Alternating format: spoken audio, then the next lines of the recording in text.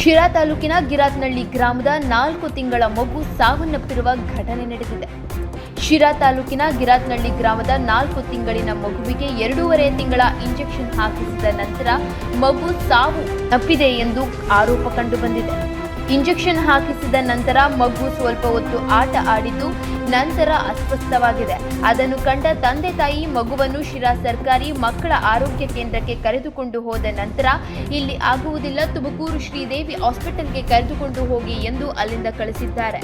ನನ್ನ ಮಗುವಿಗೆ ಆದ ಈ ಸಾವು ಇಂಜೆಕ್ಷನ್ನಿಂದ ಬೇರೆ ಮಕ್ಕಳಿಗೆ ತೊಂದರೆಯಾಗದಂತೆ ಸರ್ಕಾರ ಕೂಡಲೇ ಎಚ್ಚೆತ್ತುಕೊಳ್ಳಬೇಕೆಂದು ಆರೋಪ ವ್ಯಕ್ತಪಡಿಸಿದರು. ಅಲ್ಲಿಂದ ಬರುವ ಹೊತ್ತಿನಲ್ಲಿ ನಮ್ಮ ಮಗು ಸಾವನ್ನಪ್ಪಿದೆ, ನನ್ನ ಮಗುವಿಗೆ ನ್ಯಾಯ ಕೊಡಿಸಬೇಕೆಂದು ತಾಯಿ ಮತ್ತು ತಂದೆ ಅಳಲನ್ನು ತೋಡಿಕೊಂಡರು.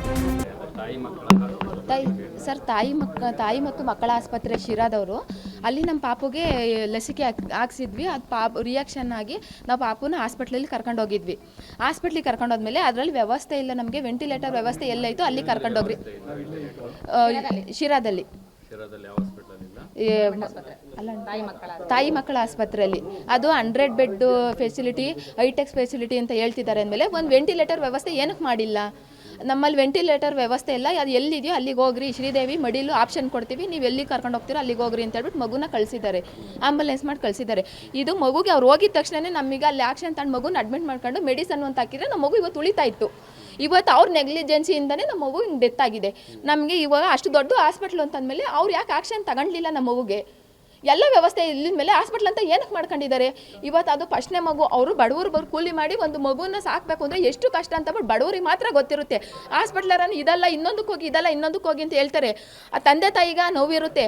ಅವತ್ತು ಮಾಡಿ ಎಲ್ಲ ಸೌಲಭ್ಯ ಇದ್ಮೇಲೆ ಇವರು ನಮ್ಮ ಮಗುನ ಹೆಂಗೆ ಅಡ್ಮಿಟ್ ಮಾಡ್ಕೊಳ್ಳಲಿಲ್ಲ? ಫೆಸಿಲಿಟಿ ಇಲ್ಲ ಅಂತಂದಮೇಲೆ ಹಾಸ್ಪಿಟ್ಲ್ ಏನಕ್ಕೆ ಮಾಡಿಕೊಂಡಿದ್ದಾರೆ? ನಮ್ಮನ್ನು ಅಲ್ಲಿಂದ ಶ್ರೀದೇವಿ ಕಳಿಸಿದ್ರು. ಅಲ್ಲಿಂದ ಮಗು ತಗೊಂಡು ಬರೋ ಅಷ್ಟೊತ್ತಿಗೆ ಮಗು ಅಲ್ಲೇ ಡೆತ್ ಆಗಿದೆ ಸರ್. ವೆಂಟಿಲೇಟರಲ್ಲಿ ಆಕ್ಸಿಜನ್ನಿಂದ ನಮಗೆ ಕಳಿಸಿದ್ಕೆ ಮಗು ಸುಮ್ಮನೆ ಉಸಿರಾಡ್ತಾ ಇತ್ತು. ಸುಮ್ಮನೆ ಅದು ಆಕ್ಸಿಜನಲ್ಲಿ ಇರೋದಕ್ಕೆ ಉಸಿರಾಡ್ತಾ ಇತ್ತು ಅಷ್ಟೇ ಸರ್.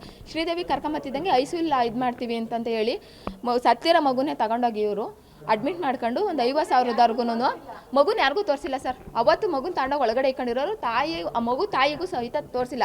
ಇವರು 1:30 ರಾತ್ರಿಗೆ ಬಂದು ಮಗು ಡೆತ್ ಆಗಿದೆ ಅಂತಂತ ಹೇಳ್ತಿದ್ದಾರೆ. ಅಲ್ಲಿವರೆಗೂ ಸುಮಾರು ಮೆಡಿಸನ್ ತರಿಸ್ಕೊಂಡು ಆ ಮಗುಗೆ ಮೆಡಿಸನ್ ಹಾಕಿ ಇವ್ರು ಎಮರ್ಜೆನ್ಸಿ ಅಂತ ತರಿಸ್ಕೊಂಡ್ಮೇಲೆ ಮೆಡಿಸನ್ ಹಾಕಿದ್ಮೇಲೆ ಮಗು ಏನು ಕುಳಿಲಿಲ್ಲ.